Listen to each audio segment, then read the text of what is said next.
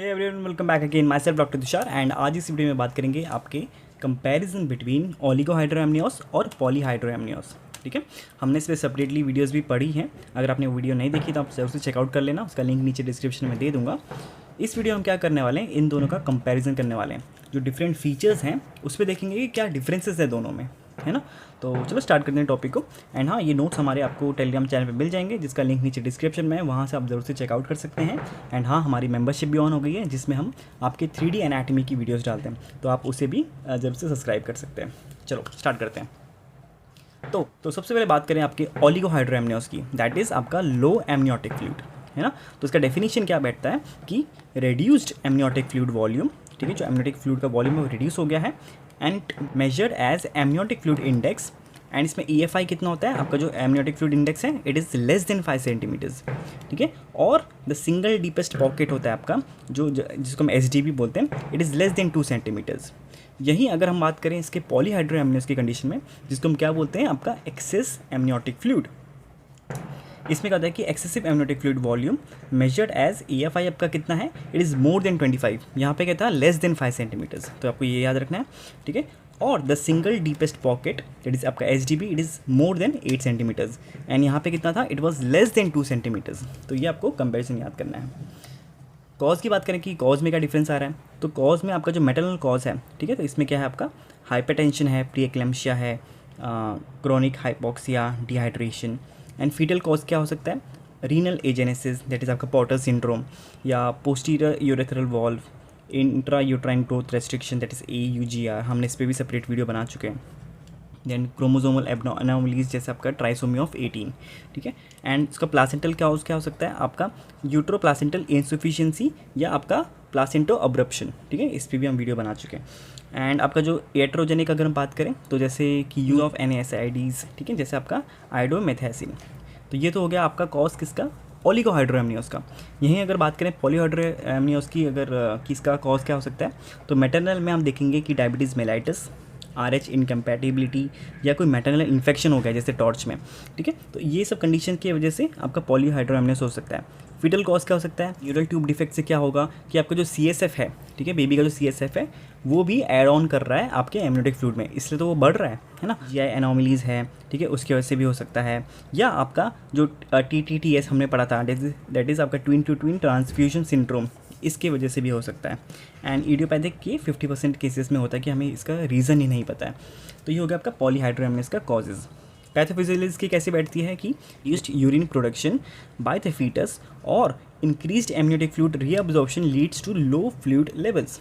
Basically क्या हो रहा है, या तो जो बेबी का यूरिन प्रोडक्शन है वो कम है, क्योंकि आपको पता ही है कि आपका जो एमनियोटिक फ्लूइड होता है उसमें बेबी का यूरिन भी अपना एक अमाउंट होल्ड करता है।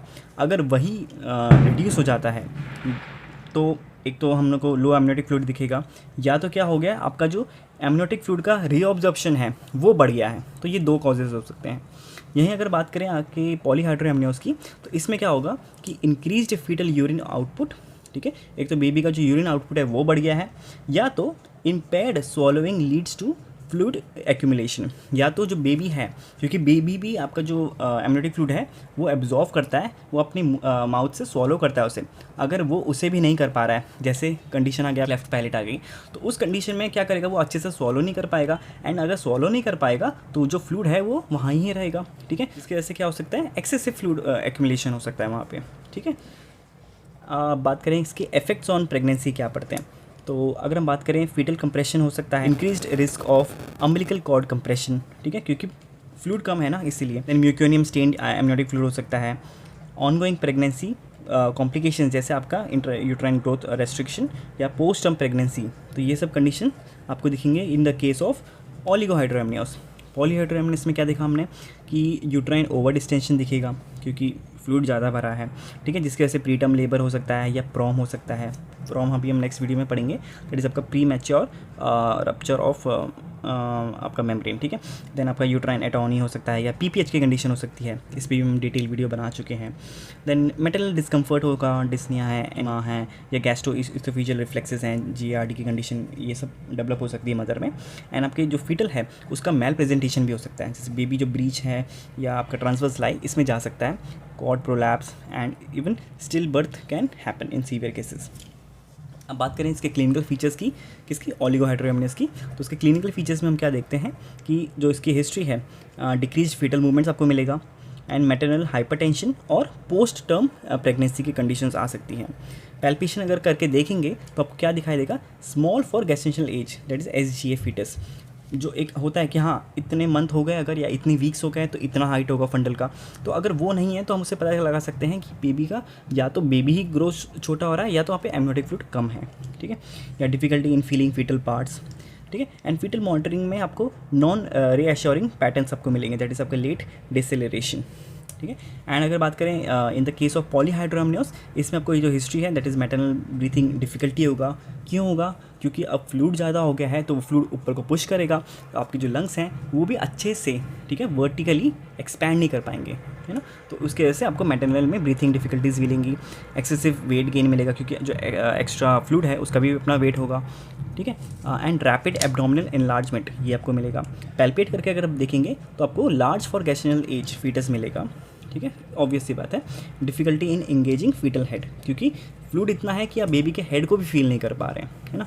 एंड ऑस्कल्टेशन में आपको क्या मिलेगा कि distinct fetal heart sound, fetal heart का साउंड भी अच्छे से क्लियर सुनाई नहीं देगा। नेक्स्ट हम बात करेंगे आपके डायग्नोसिस की। तो ओलिगोहाइड्रोएमनियोस की जो डायग्नोसिस है वो अल्ट्रासाउंड के थ्रू हमने देखा ऊपर, जो उसकी डेफिनेशन में हमने देखा कि AFI is less than 5 centimetre और आपका जो SDP है इट इज़ आपका single deepest pocket, it is less than 2 centimetre. इसके अलावा हम डॉपलर स्टडीज़ कर सकते हैं या आपका एमनियोफ्यूजन टेस्ट भी कर सकते हैं। And in the case of polyhydramnios आपका ultrasound it will be AFI greater than 25 centimetres and SGP greater than 8 centimetres.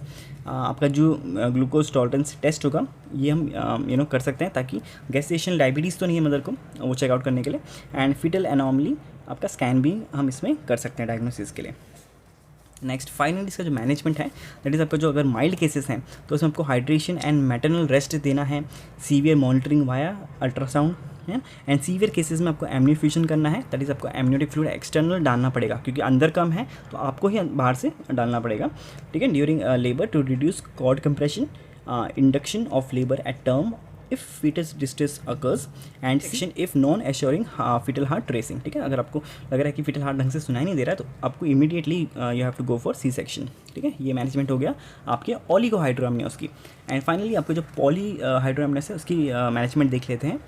Mild cases में तो आपको क्या करना है कि मैटरनल पोजीशनिंग या फ्लूइड रेस्ट्रिक्शंस आपको करानी है क्योंकि बॉडी में ऑलरेडी फ्लूइड इतना ज़्यादा है। ट्रीट अंडरलाइंग कॉज है कि वो फ्लूइड किसकी वजह से बढ़ रहा है तो उस कॉज को पहले रोको, या डायबिटीज़ की वजह से है या इन्फेक्शन की वजह से है। एंड अगर आपका मॉडरेट या सीवियर केसेस में आपको एमनियो रिडक्शन करना है, एकदम अपोजिट ऑफ आपका एमनियो इन्फ्यूजन, ठीक है। तो एमनियो रिडक्शन कर दिया है एंड आप इंडोमेथासिन देना है, ठीक है। तो reduced fetal urine output and आपका early delivery if fetal distress और सीवियर सिम्टम्स दिखते हैं इसमें, ठीक है। तो ये था एक फटाफट video on the comparison between oligohydramnios और पॉलीहाइड्रोएमनियोस, ठीक है ना। तो आई होप आपको समझ आ गई होगी वीडियो। कोई डाउट है तो नीचे कमेंट सेक्शन में ज़रूर से पूछ लेना। बाकी ये आप डाउनलोड कर सकते हैं हमारे टेलीग्राम चैनल से, लिंक नीचे डिस्क्रिप्शन में है।